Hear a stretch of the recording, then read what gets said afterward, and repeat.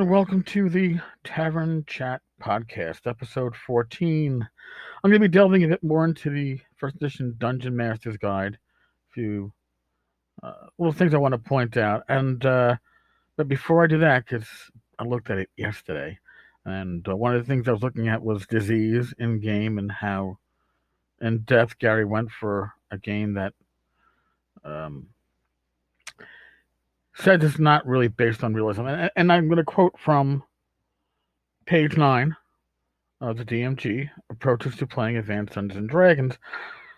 A few brief words necessary to ensure that the reader has actually obtained a game form which he or she desires. Of the two approaches to hobby games today, one is best defined as the realism simulation school, and the other as the game school. AD&D is assuredly an adherent of the later school, does not stress any realism, in the author's opinion, an absurd effort at best considering the topic. It does little to attempt to simulate anything either. Advanced Dungeons and Dragons is first and foremost a game for the fun and enjoyment of those who seek to use imagination and creativity. Okay, he goes on to say, as a realistic simulation of things from the realm of make-believe, or even as a reflection of medieval or ancient warfare or culture or society, it can be deemed only as a dismal failure. Which again is why I don't know why Gary had to go so in-depth into randomly contracting disease and parasites and whatever else. I mean, now, I'm going to play a short clip from Tim Shorts where he has used it as a plot device. And as a plot device, this stuff is great. You bring it into the campaign for a reason. You don't bring it into the game to screw your players. My humble opinion. All right. I'm going to stop right now and we'll all listen to Tim. Hey, Eric. This is Tim Shorts from Gothridge Manor. Just listened to your podcast for the 29th. I'm going to address the disease one. We're all over the place on that one, so I'm just going to pick out that. I have used diseases in my game. The one time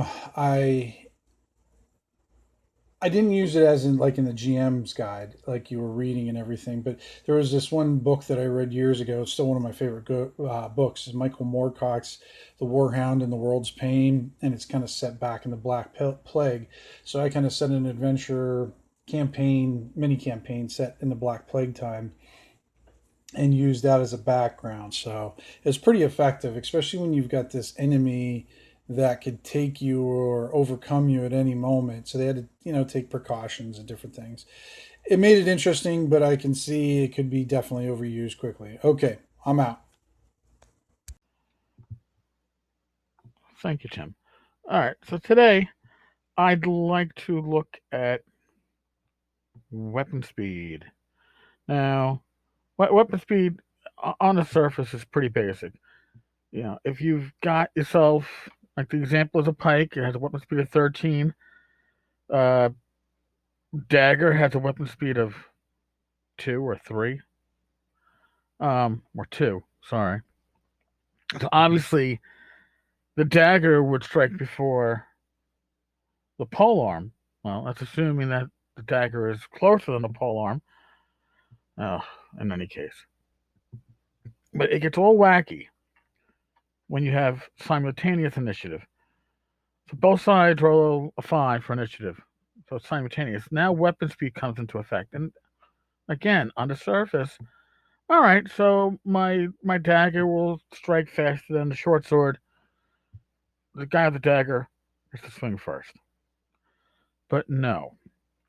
Gary couldn't leave it like that. So when you have a tight initiative and then weapon speed becomes a factor, now weapon speed can suddenly result in multiple attacks. Not, I beat your initiative by 4, I get an extra attack. No, we have the same initiative, we're striking at the same time, but my weapon is much faster than yours, and I'm going to whittle you, I guess. So I'm going to quote from the DMG, page 66 on this one. The weapon speed factor, this number is indicative of the wieldiness of any particular weapon, how long it takes to ready the weapon against an opponent, and how long it takes to recover and move it in an attack mode. A pike, for example, is a 13 and must be lowered, grasped, then held thrust firmly. Such a weapon is not usable in dungeon settings or anywhere else without masses of other pikes to support it. In the later case, an opponent surviving the first attack from the bear, the pike will likely be able to strike several times before recovery of the pike for a second thrust. This is further detailed below. Two-handed sword with a speed factor of 10 likewise requires a lengthy readying time and recovery period after its attack due to its size and weight. When weapon speed factor is determined of which opponent strikes first in a melee round, there's a chance that one opponent will be entitled to multiple attacks. Again, this only comes into play, this multiple attack aspect, if there's simultaneous initiative. If one side or the other wins initiative, doesn't even come into play. Compare the score of the lowest factor weapon with that of the higher. If the difference is at least twice the factor of the lower, or 5 or more factors in any case, the opponent with the lower factored weapon is entitled to 2 attacks before the opponent with the higher weapon factor is entitled to any attack whatsoever. If the difference is 10 or greater, the opponent with the lower factored weapon is entitled to 2 attacks before the opponent is allowed to attack, and 1 further attack at the same time. The opponent with the higher speed factored weapon finally is allowed to attack. Holy crap. Note that such speed factor considerations are not applicable when either closing or charging to melee, but after an initial round of combat, or in cases where closing charging was not necessary, the speed factor considerations are applicable. For a game that's not looking to, get too crazy with reality, I don't think this is reality, because obviously it only happens on simultaneous initiative. It's adding extra stuff that, I'll be honest with you, when as a just preteen and I was devouring the DMG, this section made no fucking sense to me. And I never used it. I don't know of any group that I played D&D with, first edition, that ever used it either. Now, there's a little bit further about the speed factor of a weapon. Determines when the weapon strikes during the course of the round with respect to opponents who are engaged in activity other than striking blows, such as spellcasting. Now, compare the speed factor of the weapon with the number of segments which the spell will require to cast. Determine if the spell or the weapon will be cast / strike first, subtracting the losing die roll on the initiative die roll from the weapon factor and treating negative results as positive. Shoot me now. See, stuff like this is why, and in theory, the rules for AD&D were given to the community so that when you were at conventions, everybody had the same rules to play with. Weapon speed was the first thing that I saw every group just ignore. It didn't exist. We never even touched on it. Adjustments for armor class by weapon type.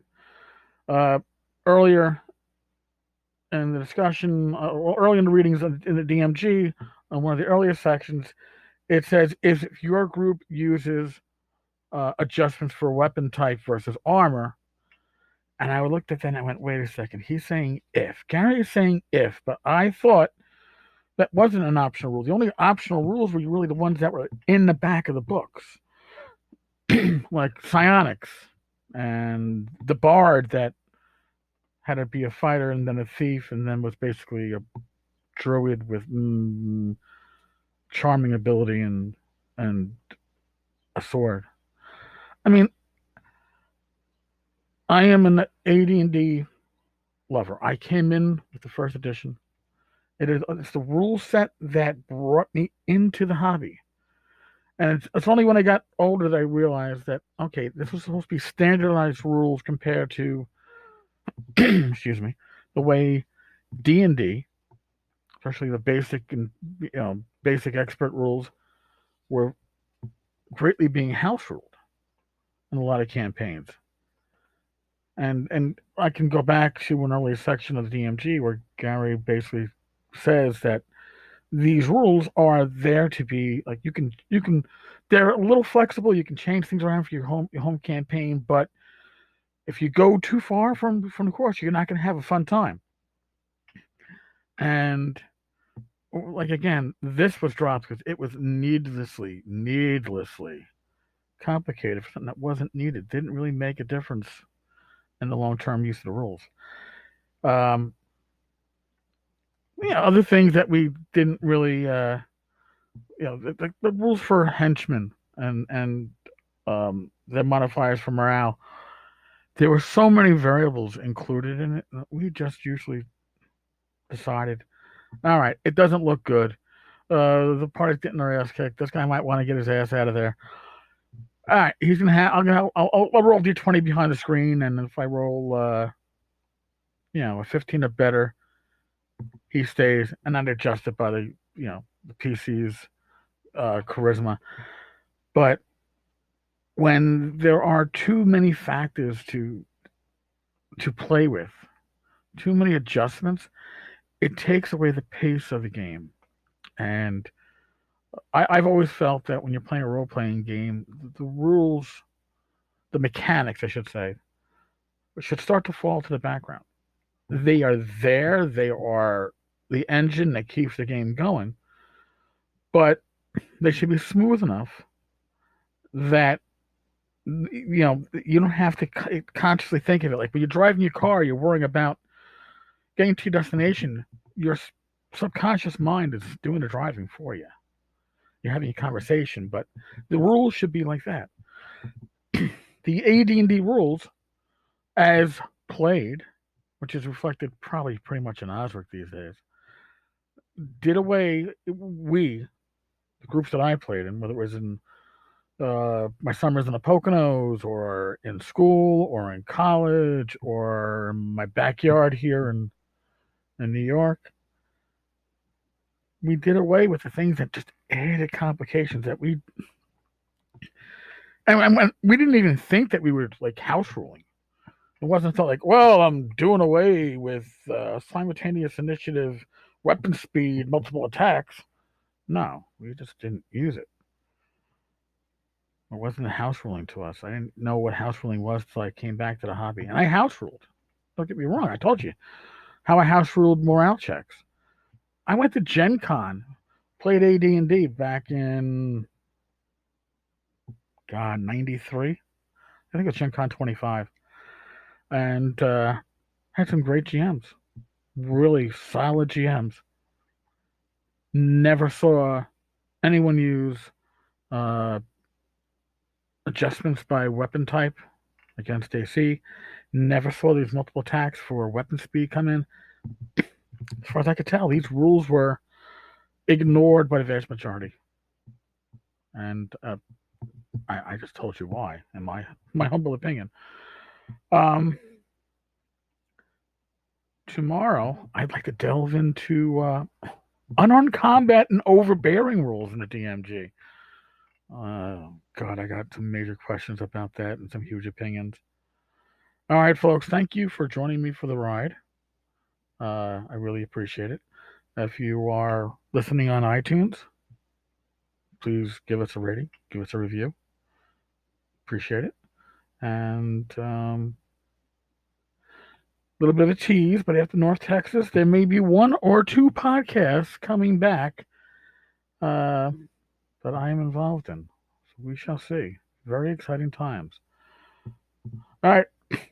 Later, folks. God bless.